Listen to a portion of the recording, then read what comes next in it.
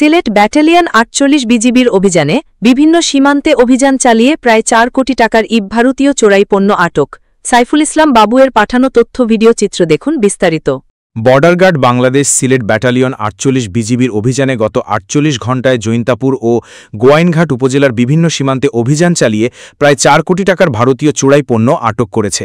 বৃহস্পতিবার ৪৮ বিজিবির উপঅধিনায়ক মেজর নুরুল হুদা সাংবাদিকদের সাথে এক প্রেস ব্রিফিংয়ে এসব তথ্য জানান। তিনি আরও সীমান্তবর্তী এলাকা ছাড়াও টাস্ক ফোর্সের মাধ্যমে সেনাবাহিনীর ২৭ বীর ইউনিটের সহযোগিতায় যৌথ অভিযানে বড় আকারে চোরাই পণ্য আটক করা হয়েছে। এ সময় তিনি জানান, চোরাচালান প্রতিরোধে border guard Bangladesh Sylhet sector সর্বদা অগ্রণী ভূমিকা পালন করে আসছে।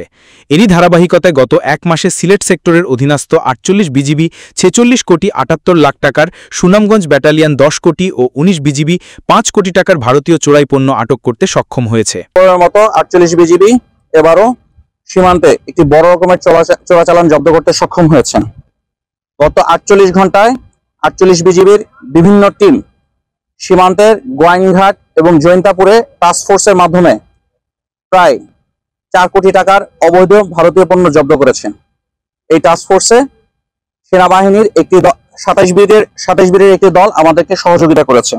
উপস্থিত সাংবাদিকবৃন্দ, আপনারা জানেন চোরাচালান প্রতিরোধে সিলেট সেক্টর সবসময় অগ্রণী ভূমিকা পালন করে এসেছে।